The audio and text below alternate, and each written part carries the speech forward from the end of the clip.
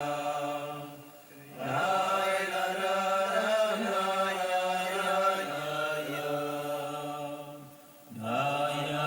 so on the Chom Alevecho. What does it say right before the beginning? What? What does it say, the little line before the beginning? B'sayayta d'shmaya, with the help of heaven. Shabbos Pasha Teitzei. Tov Ayin Reish Beis. Which is which year? This is the Bishir Tov Ayin. I have to figure it out. Ayin Beis. That's what we're learning now.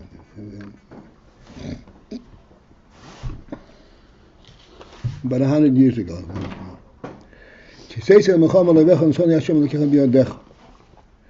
When you step out, when you go out, venture out for war, upon your enemies, and Hashem will render them into your hand. But we need to understand what is the influence by the word, by the impression? You step out, you go out. It would seem more suitable, more appropriate to you would have to say kiselich when you go to war. It means you go out to war. Similarly, also that which he says, and Hashem will render him into your hand. This contradicts, it would seem,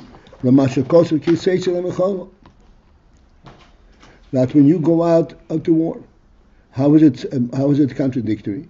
The mashma, because you go out to war, implies that this is war waged by your own koyach. I don't need this, right? Yeah, you do. Huh? That's the connection to the thing. Oh, this is a connection. He says on Milchama seems to imply that the Milchama is waged by your own koyach. Of course, then, but then it says right after, the Hashem Elokecho renders them into your hand. Hare, that's it is implying, it's saying, Shezehu Mashaneisim Milmaila. That this in the victory is Mashaneisim Milmaila, is what giving from above. The Rebbe gives it to you, not that you go out and you wage war and you succeed. Behold, in Medrash Rabbah Isa, it says, Al Posuk, commenting on the Posuk, Tzei Lochem Ba'amoli, go out and wage war with Amalek. This was in the Midbar still.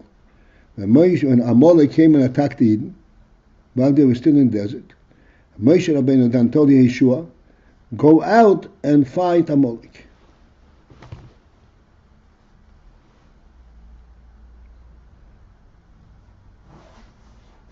Mikan, the man says Mikan, from this we learn, Shehoyu Nusunim Tachas Achnone HaKovid, that Eden were there beneath, protected, covered, Anone HaKovid, with the heavenly clouds. Why? What is the implication? The Ein Oimrim, because it's not suitable to say, go out, Elo, only except Lemi Sheshori Bifnim. Go out applies only to someone who is presently inside. Vim Kain, this is what how the Medrash interpreted the expression in Torah, go out.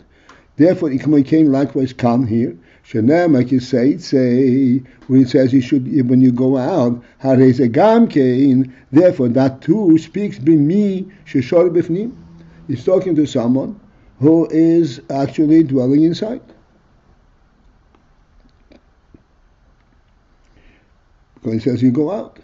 Mashmos ho'inyan, the gist and the general implication is the bifnim, that inside, as long as you're inside, ain't shayach milchama.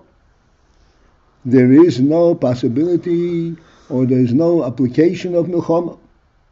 Inside there is no possibility of milchama, no need of milchama. The whole principle of milchama is not applicable. Ki'im only b'yitzia l'chutz dafke. When you go to the outside, only there is the need of milchama.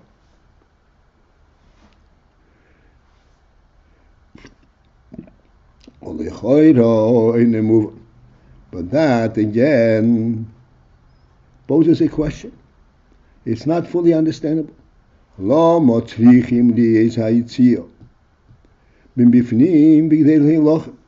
is it necessary that they should be venturing out from the inside in order to fight a war?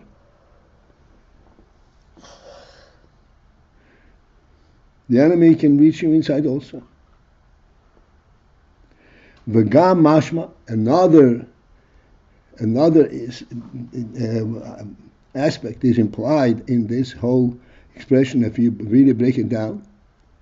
Shehakoyach lehilochem, that the koyach, the ability that enables you to fight, hu alidei sheshora bifnim. It is as a result of the fact and based on the fact sheshora bifnim, that essentially you are on the inside. And then, as a result of you going out from inside, then you have the capacity, the koyach to fight.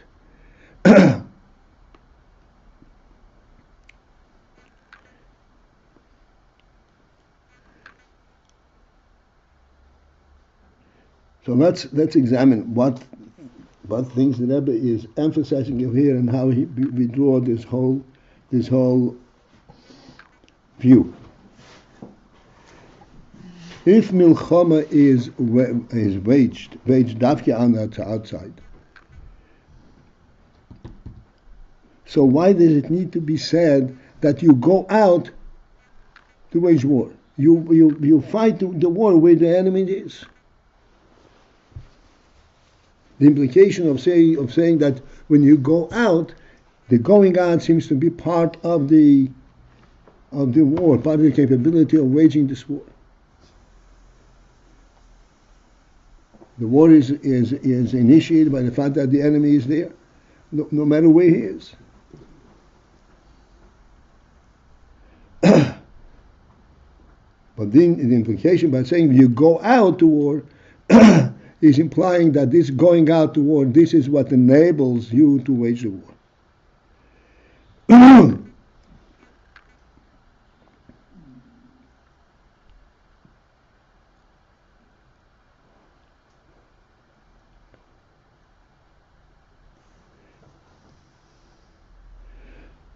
But you are initially on the inside.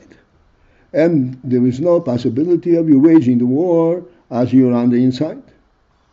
And in order to wage the war, you have to step outside.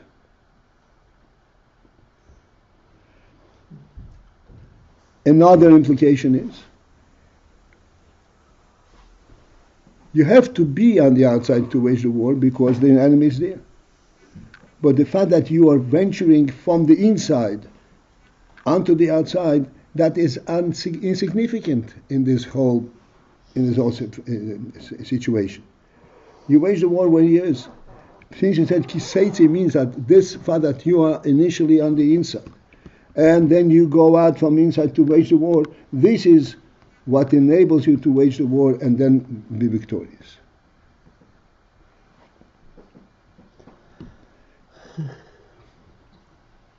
By the fact that you are venturing from the inside, this is what gives you the koyach lehilochem to fight the war.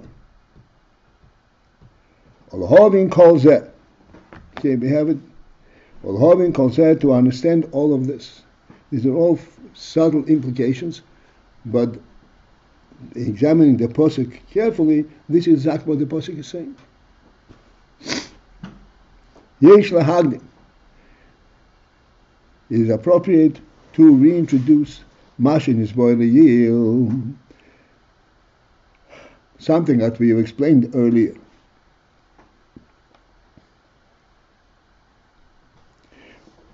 principle that we explained earlier, and hopefully this will resonate with some of us. At least it will not be some novel words. So we learned earlier, the Oir Ein Sof, that this Oir Ein Sof, or Oir that's called Ein Sof, the infinite Oir. Infinite Oir means Oir that is reflective directly of the Etzem. Hu Bechinas Gilui HaEtzem.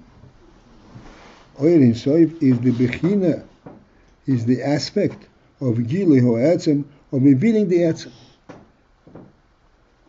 This means is it reveals the Etzem. It is not something venturing out of the Etzem. It is not a capability in the Etzem.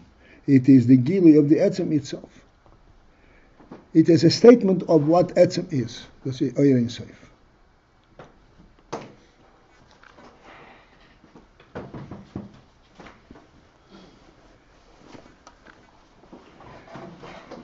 Except it is the Gilui of the Etzem. It is the Etzem coming, the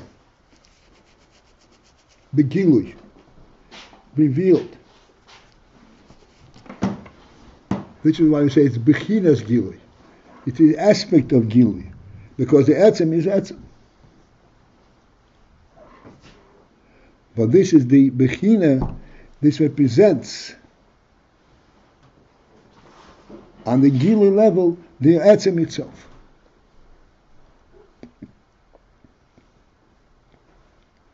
ועל שום זה נקרא אין סוף. On this basis, that it is Gilui HaEtzem, that this oil is Gilui HaEtzem, it reveals the Etzem itself, not something as, some kind of functional aspect of the Etzem. It is the Gilui HaEtzem, the Etzem itself. On account of this, Nikra Ein Sof. This is why it's called Ein Sof. Ein Sof is a very open-ended expression.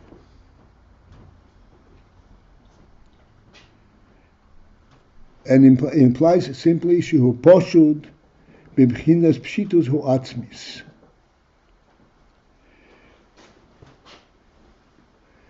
Ein Sof means it is poshut. Poshut means simple. What does simple mean? No structure, no components, just a fundamental reality itself. And this fundamental reality is b'bchinas pshitus hu atzmis. On the level of pshitus hu atzmis, an essential pshitus. Not that the pshitus is being supplied and reinforced, but it is a pshitus on an essential level.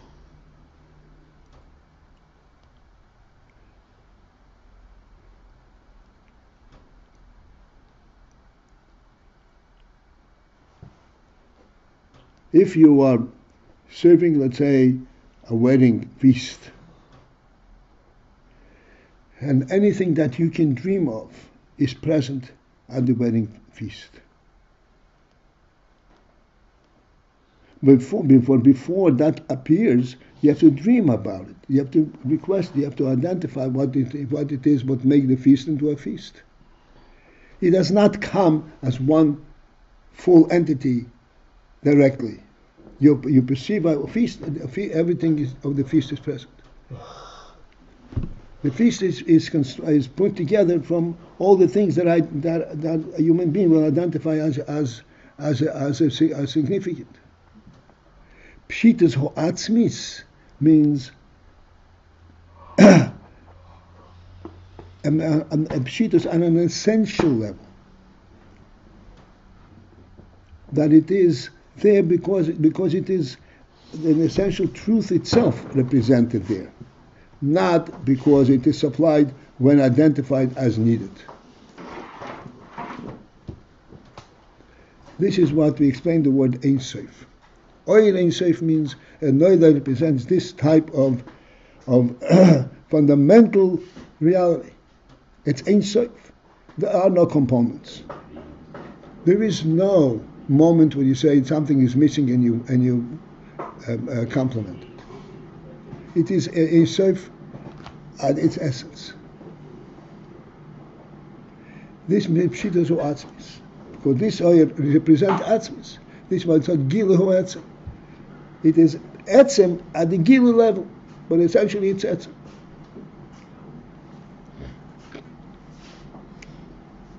When his boy, this all we discussed in the previous mimer. When his boy, we also explained ha'hefresh ben oyer v'shefa. The difference between oyer and shefa. Both oyer and shefa come from the oyer, from the oyer inside, from the etzem. But it's two different representation and two different effects of the gili of the etzem.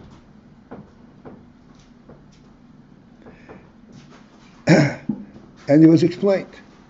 Just a brief reference. The shefa, we explained that shefa means bestowal. Bestowal means that you're giving something to whoever receives it, and he has that thing on his own, independently of your presence. You supplied him, and now he has the supply. Shefa, that's what we explained before. That shefa is shemahuz dover nishpa v'nimshach. That something of a substance is being supplied, and it's rendered.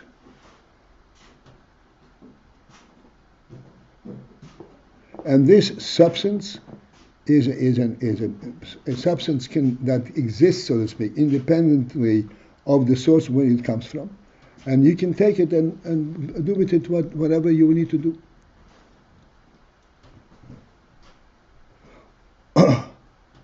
Uklalos inyan hashpo, and also we explained the klolos inyan hashpo, that overall the general principle of hashpo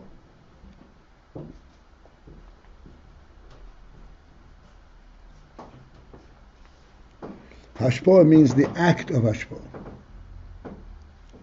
Hashpo is where it is intended to be granted.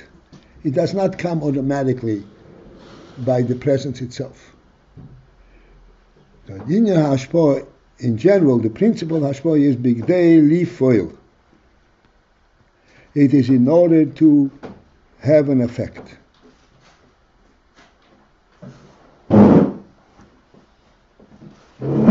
Have an effect means to affect the recipient with that which you are presenting him. This is hashpo.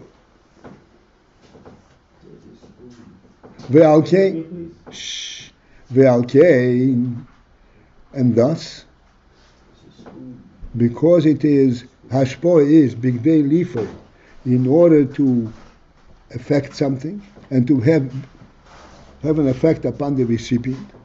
Harei ze bibchinas pshito v'slapshus. Therefore, the hashpo comes in a manner of tfisa. Tfisa means that the one who is mashpia is engaged in this hashpo. It does not come from him automatically. V'yislapshus, not only is engaged, but he slapshus. Slapshus means that he actually puts himself into it. He is aware of what he is doing and becomes involved fully in this bestowal.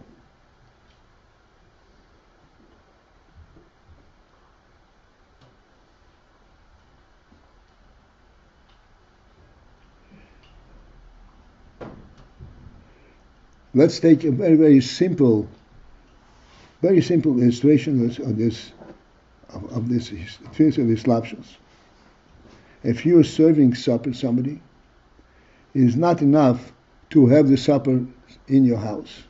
It is not enough to bring it out to the dining room in pots. It's not enough to have tables and have plates available. But serving means that you take the food, put it in an individual plate, and put it in the place where the guest is sitting, and put it into him in a certain way that is enticing for him, is welcoming him to partake of it. This is what Hashpah Shafa is. In order to do all of that, you have to be fully engaged in what you're doing. I have food, that is not a shefa. You have to actually focus in on to whom are you serving, and where is he sitting, and how you're going to serve him. This is tfisa v'hislapshus.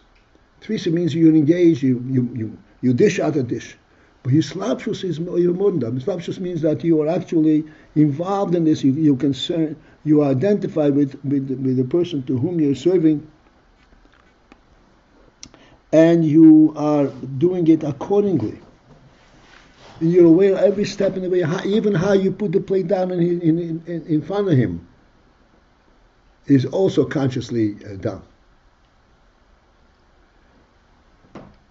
This means tfisa v'hislapshus, that the mashpia is involved, engaged in the entire operation from beginning to end. But we got into the difference here between shefa and or because we had looked at something being be'etzem or pashut. What? Okay. We do not yet bring in the reason we're bringing the shefa. This is all reiterating what was explained earlier. Earlier we explained that oirin soiv is gilu min ha'etzem, and there it was explained that there is two types of hashpah. There is it is pshitus or atzvus, and that there is an oir and shefa. That's all we explained, and we explained the difference between oir and shefa. This is all reiterating what was explained earlier. Right. And we were talking about bechinas pshitus, atzmis, and then the next thing we did was go to, it has to do with a hefresh bein or b'shefa. Right. This is all when he's boy. All this was explained earlier. Uh-huh. This is not a following on a single line of thought. We explained earlier that the name from the Ein Sof is Gilui Ha'etzem. It's called Ein Sof because it is possible. When he's boy, also we explained that there is a difference between oil and shefa. And we explained shefa is exactly what we're saying now. Shefa, that there is a substance that is being transmitted. And we explained that in shefa, the mashpia is engaged and involved in this. He is nitfas. He can be identified with this activity. He can't do it by the way.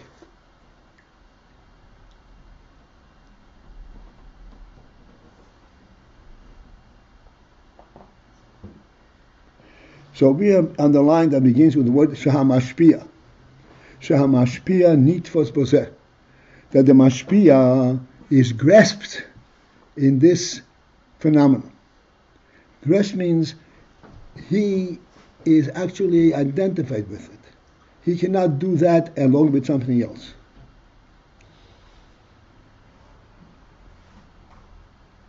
Meyachar, since that shemahuz dover nimshach, since that something of substance is being drawn, being come out, in order to draw something of substance, it cannot come automatically.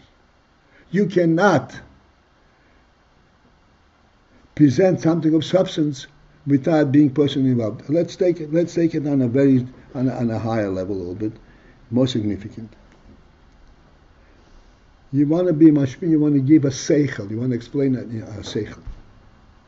Seichel, in contrast to the food, is part of you, it comes from you. So this is a little bit more reasonable to talk about. Seichel comes from you. It's a gila from your etzem. But in order that this seichel should become a shefa, it should be granted and bestowed to the recipient, you have to be engaged in this seichel. You have to be engaged in both in the seichel and also in explaining it to him.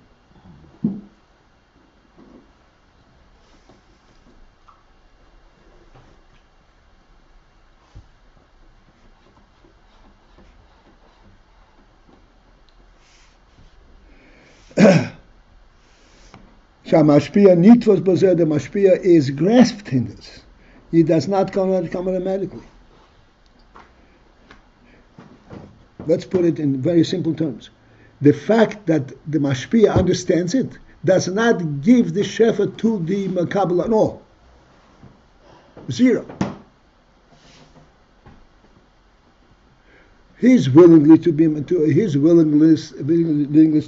to him, and his friendliness and so that goes over automatically. But the shefa does not come automatically at all. That has to be given and done with focus. The mashpia is grasped in this phenomenon, in this function. Why is it me'achar? Since that something of substance is being transmitted, meaning it is not his presence, it is not a reflection of him, but it's something from him that he constructs and gives. Therefore, it has to be, has to be grasped in it. If he gives his seichel, even if he gives his seichel as he already fully defined it to himself, in order to be mashpia, he has to reformat it and reformat it to the point where it is transmittable and it is acceptable by a recipient. Recognizing that the recipient, you have it because you have the source of the seichel, but he doesn't have the source of the seichel. To him, the whole seichel is based on what you say to him. Therefore, it has to be a complete statement with a beginning and the end.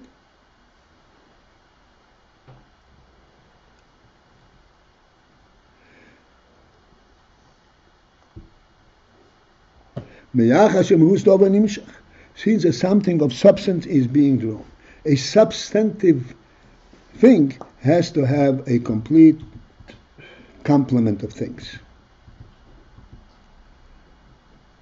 There has to be a concept, there has to be a deliberation, an expression of the concept, and there has to be a structure of the concept. This is how you keep a mashpia.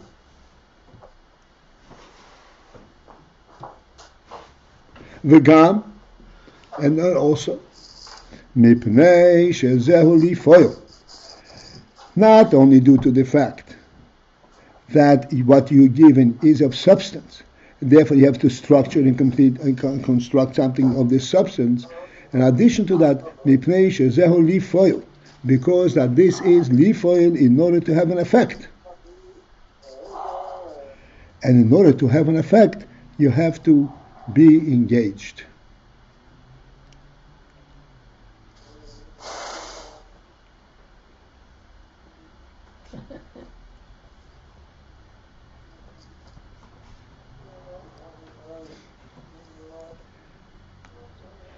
Let's finish this line and then we'll see. Al Kain, because of that, Gam HaPu'ula, the action itself too, He bibchinas tfisa v'hislapshus.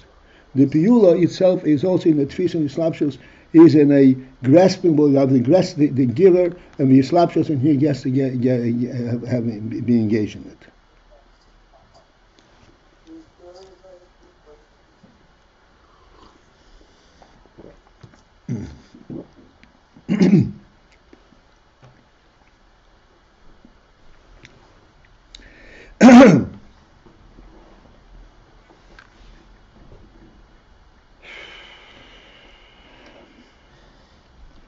This can be demonstrated in the following way. If someone is explaining a seichel, a concept, in a perfect monotone, he is reading words from a book, Every word doesn't skip anything, but in a complete monotone. Yeah, What? I'm saying that this point that we've been stressing here seems quite straightforward, namely the way the food is served, the way the class is given. If you listen in to somebody reviewing something, it's not presented to you. You're not going to receive it. You yourself have to be engaged. The one being mashpia has to be engaged. What's your point?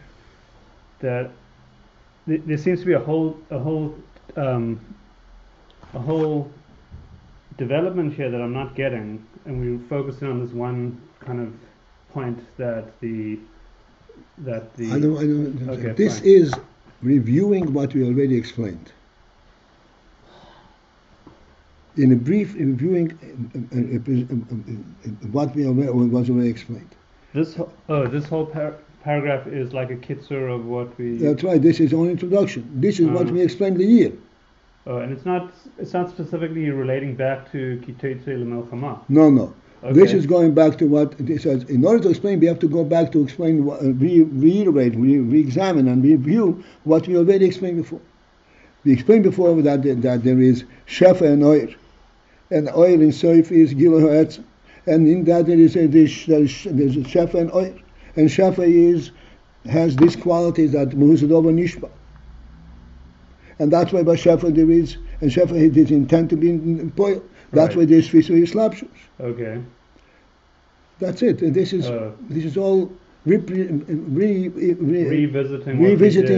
in brief terms the points of what we're talking about. Okay.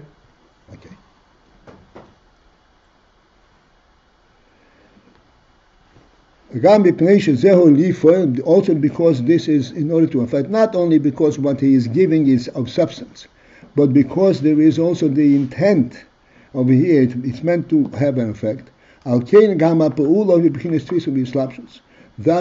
the action itself is in a tfisum islapshus manner, that the mashpia is involved in this action. And then in parentheses, there's the next phase of it. And also, mitzad hamakabel, from the perspective and from the approach of the Mekabel recipient, tzorich li is hachona. There has to be the preparatory step, litvo is a hashvo, to grasp and to accept the hashvo. It is not an automatic acceptance. The Mekabel has to be suited to be hachona. The infant hachona we discussed, we'll say, could be in a very general level. Hachona means he has to be suitable for this hashvo.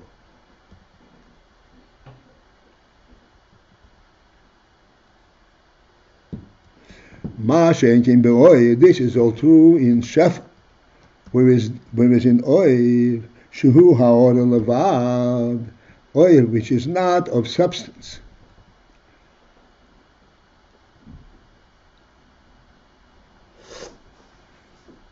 It's not a mahus dover, but it's only ha'or.